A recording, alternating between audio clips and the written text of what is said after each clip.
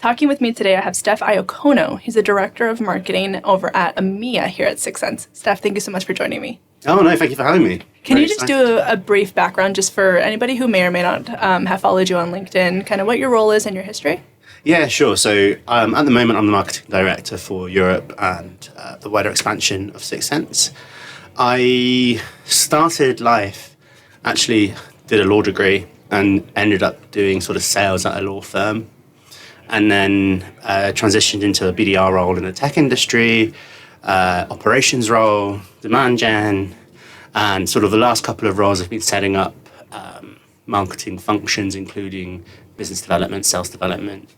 And now 3 years on, my mantle really is all around how do we make sure we're sort of known in the wider market in Europe and hitting this pipeline of revenue goals. Awesome. I love that. One thing you touched on was your background in demand generation. A big topic right now on LinkedIn, I don't know if you've seen this, is that demand generation is dead or that it's the bubble that has popped. What are your 2 cents on that? Do you agree, disagree? Well, the thing is, what is demand generation? Does anyone know?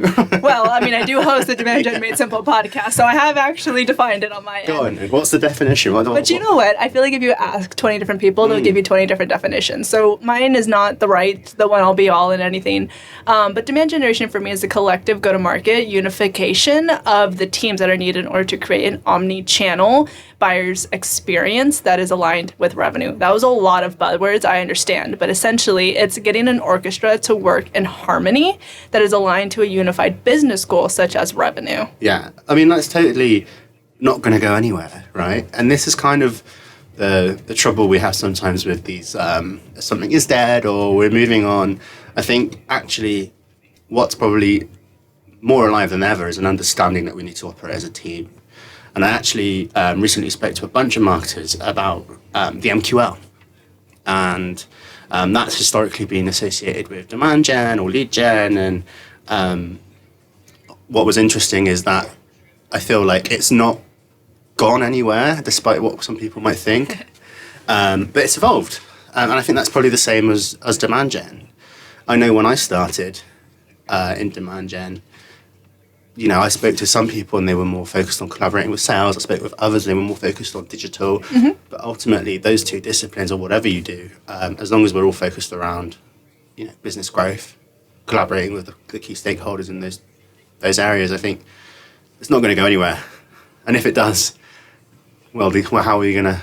We no longer have jobs. Yeah, but also how are we going to have successful businesses, right? So. Yeah. Easier said than done, though, like unifying the teams and working collectively towards something. I feel like I shouldn't say this live on a podcast, but I feel like every client that I've worked with or company that I've been in-house with has had some sort of disconnect. There's always something or someone that needs to be kind of realigned with the train on the tracks to get everything working in harmony, which candidly keeps me in business, right? Yeah, Candidly. for sure. But why do you think that is? Why do you think it's easier said than done? Where do companies fall short when it comes to that unification? I think, so if I look at the building blocks of the collaboration that we have between the teams, it's something that you just need to keep reiterating. Honestly, it's hearts and minds. It's marketing the marketing. I think that is important. Yes. A huge part of demand gen is hidden, almost, right? Like we see it, we live it, we breathe it. But we need to be really aware that not everyone can see what we can see. And especially with things, 6sense is a big part of this, or the MQL, but ultimately, like, those points of collaboration, you can't just expect people to follow you blindly, I think. So I feel like every 6 months, even us, we make an effort to make sure we share the why. And I personally hate doing stuff without knowing the why as well, right? So if I don't like doing it, I'm not going to expect my team to have to do it as well, right? So I think, and that's just not just demand gen, right? It's things even in everyday life. Totally. Having that appreciation that people are people and you can bring them on the journey with you is really important. And that's data, that's storytelling, it's all the stuff that we do every day as marketers. So why not apply it internally as well as externally? Yeah, exactly. One thing I want to get your 2 cents on. So a lot of people have a question on if demand gen is ABM or if ABM is demand gen, if they're 2 different things, yes. if they should work together. Go ahead, give me your spiel. Look, ABM demand gen. I mean, so I'm a European grown demand genner. I cut my teeth in ABM. I went on like one of the training courses that it's like one of the big ABM ones. And even then, that was like nearly 10 years ago, there was an acknowledgement that ABM in Europe is different to ABM in the US or the North Americas. And actually, for me, both of them, regardless of what you call it, what you're trying to do is help somebody buy and make a purchase.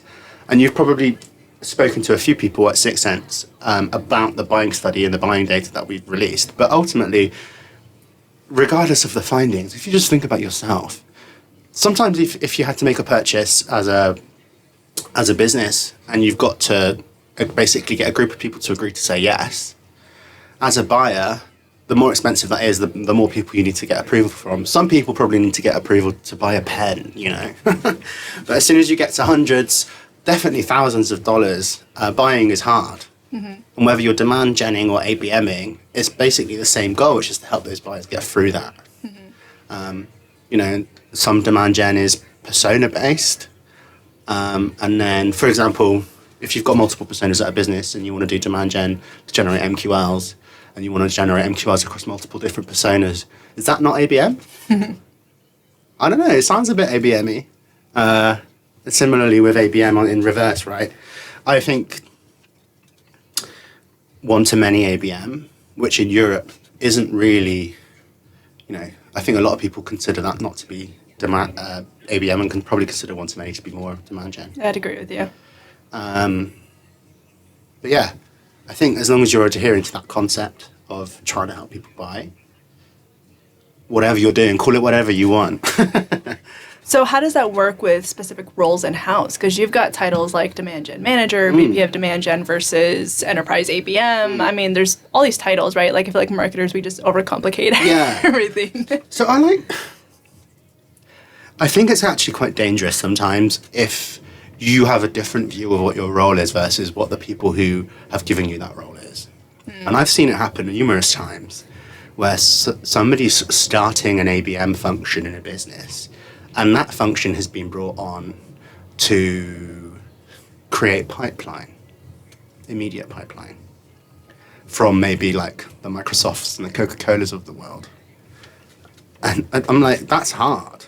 Mostly because you just, you know, have you picked those accounts at random, or are they actually in a purchase mode? Right. You know, in demand gen, we might have used the MQL. At 6sense, we actually take a much more holistic view on terms of what is ready to buy. But if you're brought into a role and someone says we need more pipeline, let's do ABM, that's tricky.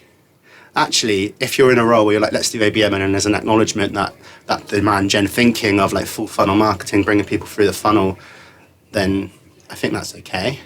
But to answer your question, what is the difference? Again, I think it depends on the goals of the business. But if it was me and I was setting up an org, my demand geners would be top of funnel, bringing people from completely unaware of the problem, educating them on the problem, positioning us as the authority on that subject. And then the ABMers might take that mantle forward when we see some signs of purchasing behavior and helping the sales team to drive those conversions into pipeline and revenue and, you know, through the sales cycle.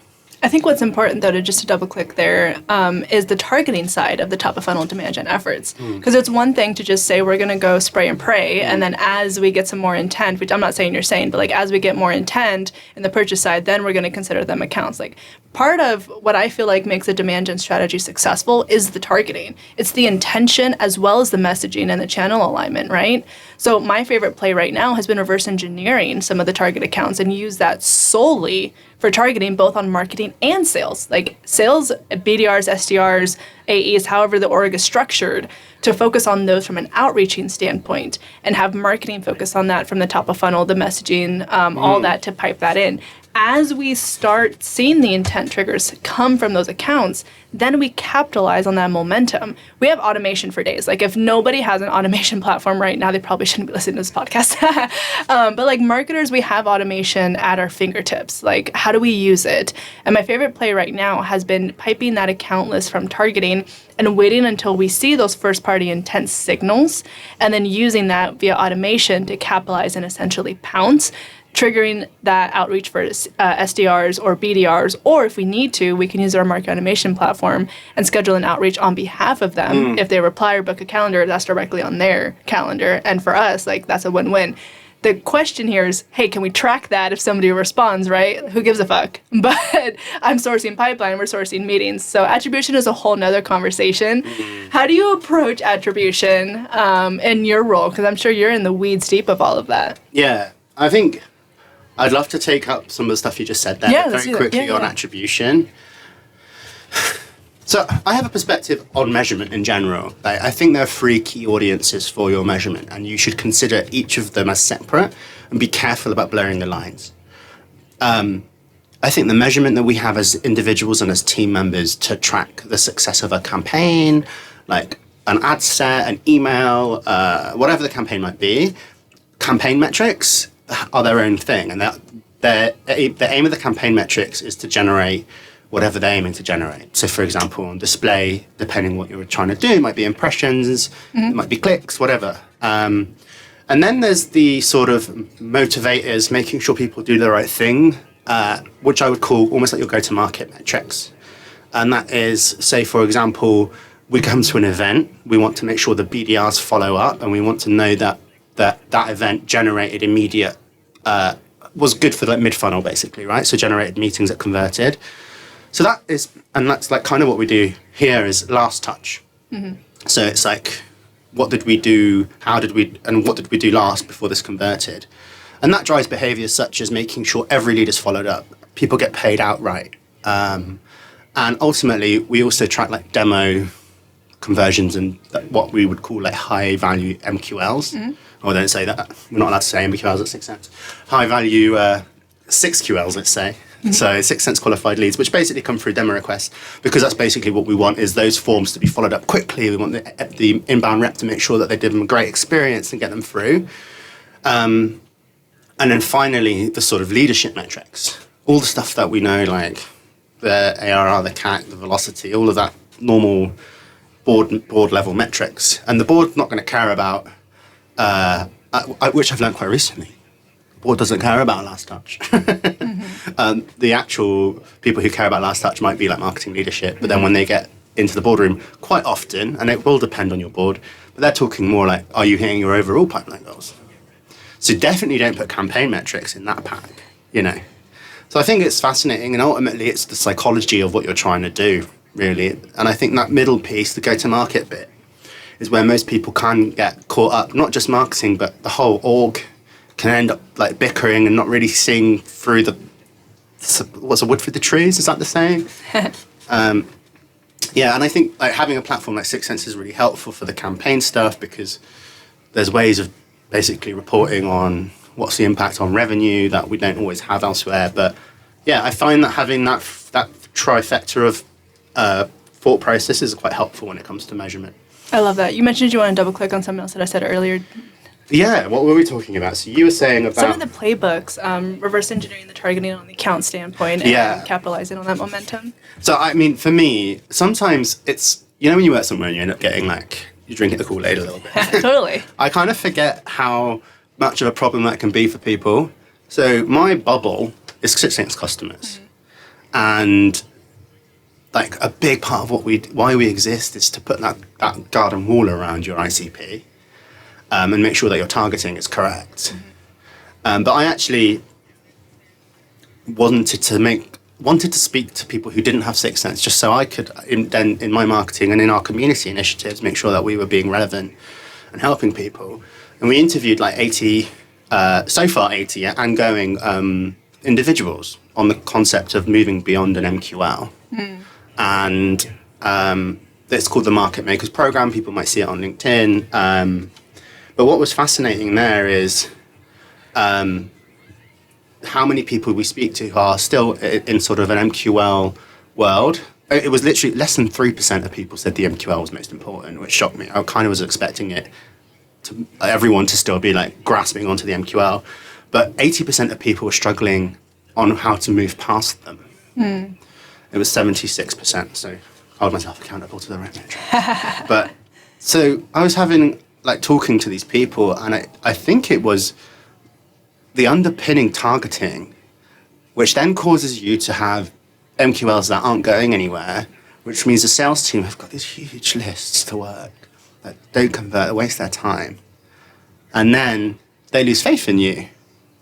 And then you lose faith that they're going to follow. It's so horrible. It's a downward cycle. Yeah. And then your metrics increase because the conversion rate goes down. So suddenly you've gone from 200 to 400. And anyway, you know, and I think of like one of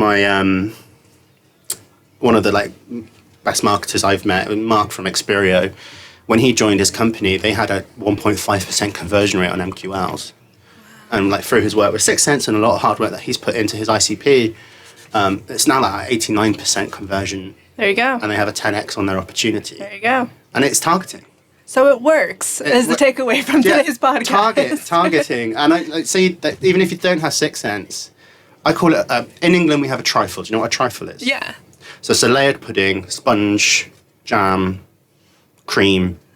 And in that episode of Friends where Rachel makes a trifle, she accidentally puts the pages are stuck together and she uses the wrong recipe and she puts minced beef and onions in.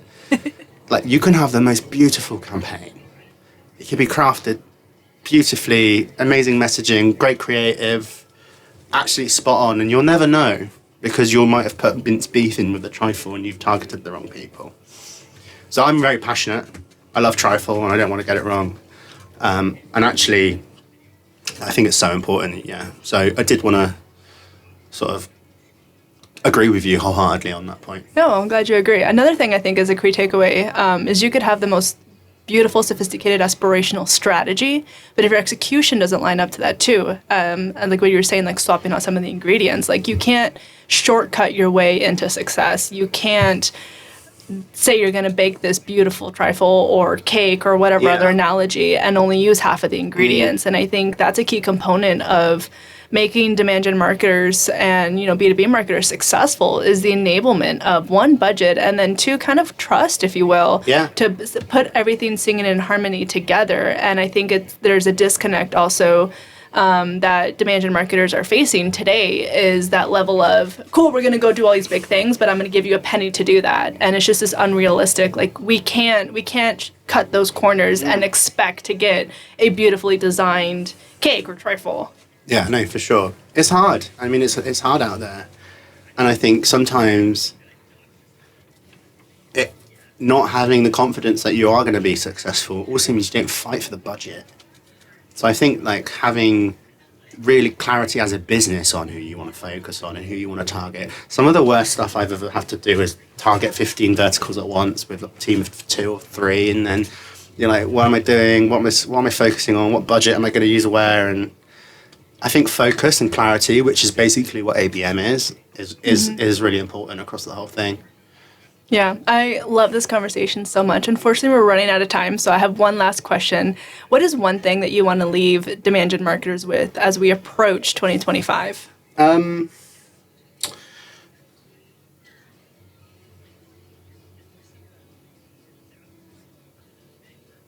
I've got jet lag. I'm processing. No, it's a very important question. Yeah.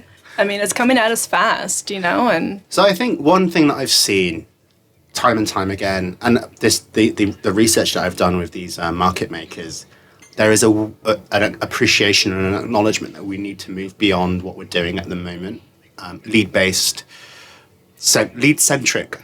Mm-hmm. And I'm a big fan of using the word account-centric demand gen, right? Mm-hmm. That's how I refer to it often.